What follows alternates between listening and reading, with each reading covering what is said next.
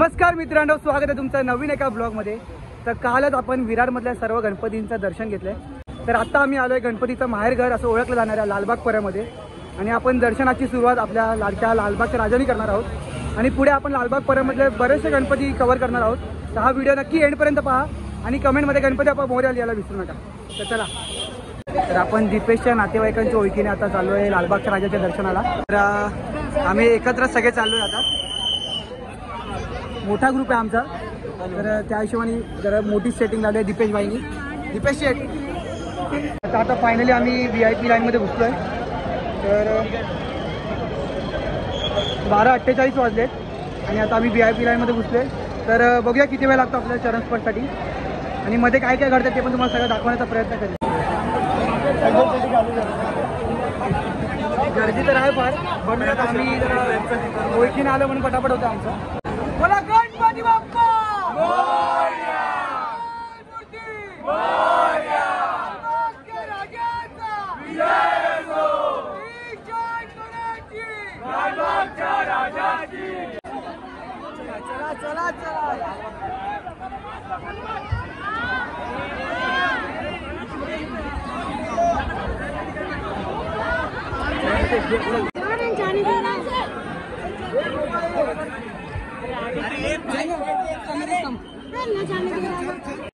एक वाजून 53 झाले। तर 12:48 आम्ही दर्शन घ्यायला चालू केलं होतं आणि आता 1:53 झाले। जवळपास 1 तास 5 मिनिटं लागले आम्हाला दर्शन घेण्यासाठी। पटापट झालं तसं बघायला गेलो तर। बाकीचे लोक रांगेत लागतात, त्यांना 10 ते 15 तास लागतात, पण आम्ही 1 तासात झालं आमचं दर्शन। आता आपण केलं लालबागच्या राजाचं दर्शन, तर पुढे जाऊन आपण बाकीच्या गणपतींचं दर्शन करू। इकडे प्रसाद पण मिळाला लालबागच्या राजाचा। फायनली प्रॉपर दर्शन झालं आपलं। आता लालबागच्या राजाचं दर्शन घेऊन झालं आहे। सगळ्यांनाच भूक लागली होती म्हणून जरा वडापाव पार्टी चालू आहे, हे जरा खाण्यात बिझी आहे। आता मुंबईच्या राजाला भेटूया। तर आता जस्ट आम्ही लालबागच्या राजाचं दर्शन घेतलं आहे आणि आता आम्ही चालू आहे मुंबईच्या राजाच्या दर्शनाला। आता मगाशी दीपेशच्या ओळखीने गेलो आणि आता माझ्या ओळखीने झालं। तर बघू किती पटापट होतं। आपली सगळी पब्लिक इकडे रेडी आहे मुंबईच्या राजासाठी। फायनली आता आम्ही मुंबईच्या राजाच्या दर्शनाला आलो आहे। मुंबईच्या राजाचा देखावा तर तुम्ही पाहू शकता इकडे। तर इकडे बऱ्याचशा उज्जैनमधल्या प्रसिद्ध ठिकाणांची फोटो लावलेत म्हणजे माहितीसाठी। आणि इकडे आपल्या मागेच महाकालेश्वर ज्योतिर्लिंगचा देखावा दाखवलाय।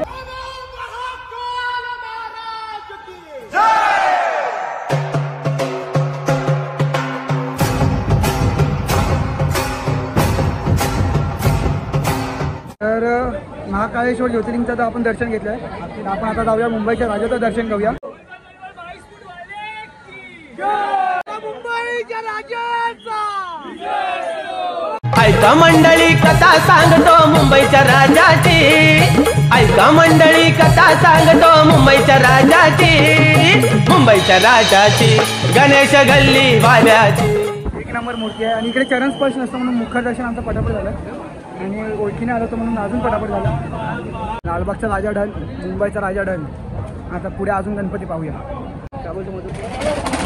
मस्त दर्शन झालं आपल्या आयुषदादांमुळं। आयुषदादाची ओळख आहे ना अशी एकदम प्यारी आहे, त्याच्यामुळे आम्हाला लवकर दर्शन मिळालं। 5 मिनिटाच्या आतमध्ये आमचं दर्शन झालं मुंबईच्या राजाचं। तर आता आम्ही आलो परळच्या इच्छापूर्तीला। हा आता आमचा 3रा गणपती असणार आहे। एवढी फारशी गर्दी नाही आहे, म्हणजे मगाशी आपण लालबागच्या राजाला आणि मुंबईच्या राजाला बघितली तेवढी गर्दी नाही आहे। इकडे पण पटापट दर्शन होऊन जाईल आपलं।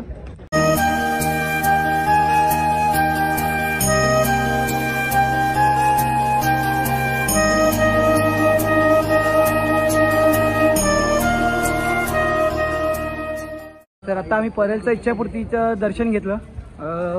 विचार केला तरी गर्दी नव्हती, कारण आम्ही पहिलं आता दर्शन घेतलं लालबागचं आणि मुंबईच्या राजाचं। तर आम्ही विचार केला इकडे मग गर्दी होते, पण एवढी गर्दी नव्हती। आता परळच्या राजाला जाऊन बघूया की गर्दी आहे की नाही। आले निघाले आमचे हे राजे, लाडके राजे, तूच आमची आन, तूच आमची शान, परळच्या राजाचा आम्हाला अभिमान। आणि नेहमीसारखीकडे जत्रा पण भरली आहे। बघाल तर पाळणा चालू आहे। आणि इकडे खाण्यापिण्याचं सगळं सामान, ज्वेलरी, हे काय ना काहीतरी इकडे चालूच असतं आणि दरवर्षी असतं जत्रा आणि हे सगळ्या गोष्टी. तर नक्की विजिट करा आणि मूर्ती पण फार सुंदर आहे. तर आत्तापर्यंत आपण लालबागचा राजा, मुंबईचा राजा, परेलचा इच्छापूर्ती, परेलचा राजा असे 4 गणपती केलेत. आम्ही परेलच्या महाराजाला पण जाणार होतो पण आम्हाला चुकीचा ॲड्रेस सांगितला आणि आम्ही परत मुंबईच्या राजाच्या साईडला आलो होतो. म्हणून विचार केला परत उलटा जायला नको. तेजुकाईचा राजा करणार होतो पण खूपच गर्दी होती तिकडे. तर म्हणून आता आम्ही परत चाललो चिंतामणीला. आता आम्ही लालबागच्या राजाच्या मेन गेटच्या एकदम अपोजिटला उभे आहेत. हा इकडे आपला लालबागच्या राजाचा मेन गेट आहे. विसर्जनाच्या दिवशी आपला लालबागचा राजा इथूनच बाहेर पडतो. आणि तुम्ही जे बघता गुलाल वगैरे लालबागच्या राजाचं उडतं ते इकडेच असतं सगळं. कसं वाटलं लालबागच्या राजाचं दर्शन करून? खूप बरं वाटलं आणि आमचा तो एक मित्र होता त्याची ओळख होती, आमचं लगेच दर्शन झालं. देव पावला.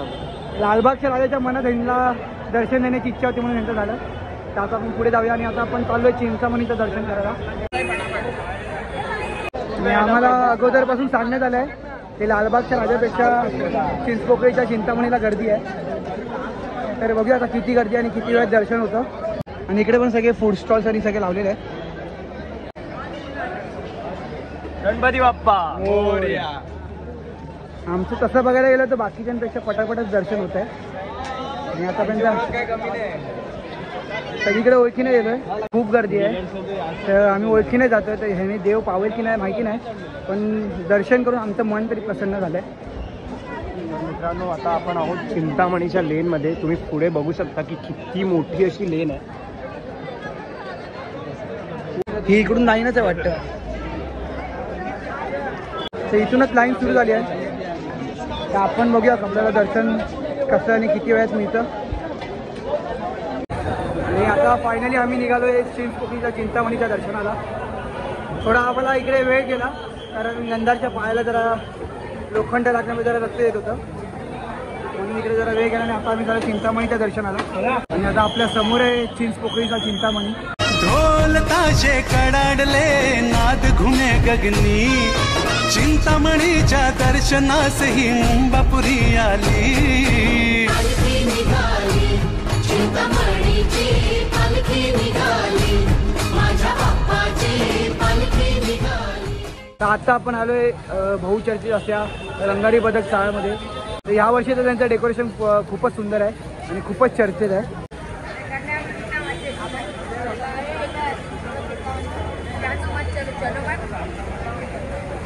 तर त्यांनी यावर्षी अक्कलकोटची थीम ठेवली होती स्वामी समर्थांशी रिलेटेड. तर आता आपण त्यांचं डेकोरेशन बघूया.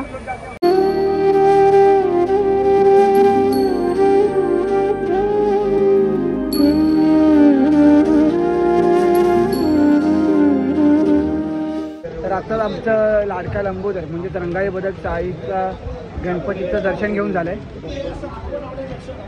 स्वामींच्या रूपात आपली गणपतीची मूर्ती आहे आणि इकडे डेकोरेशन पण स्वामींच्या रिलेटेडच आहे सगळं. आणि इकडे स्वामींची नावं वेगवेगळ्या भाषेत लिहिली गेली आहेत. आणि इकडे आजूबाजूला सगळं असं गावातल्या गोष्टी जे काय काय घडतात ते दाखवण्याचा प्रयत्न केला आहे. इकडे मुलं खेळतात ते दाखवण्याचा प्रयत्न केला आहे. इकडे म्हातारी माणसं गप्पा मारतात ते दाखवण्याचा प्रयत्न केला आहे. अशा बऱ्याचशा गोष्टीकडे दाखवण्याचा प्रयत्न केला आहे. ही फारच सुंदर गणपतीची मूर्ती आहे. आम्ही काळ्या चौकीच्या महागणपतीला चाललो आहे. तर मी काळ्या चौकीच्या महागणपतीच्या आगमनाला पण आलो होतो. आगमन तर फारच छान होतं आणि मूर्ती पण फारच सुंदर आहे आणि त्या डेकोरेशन पण फारच सुंदर आहे. कृष्णाची थीम आणि आजूबाजूला सगळं फॉरेस्ट टाईपचं जंगल टाईपचं दाखवलं आहे. तर पुढे बघूया आपण आता ती मूर्ती.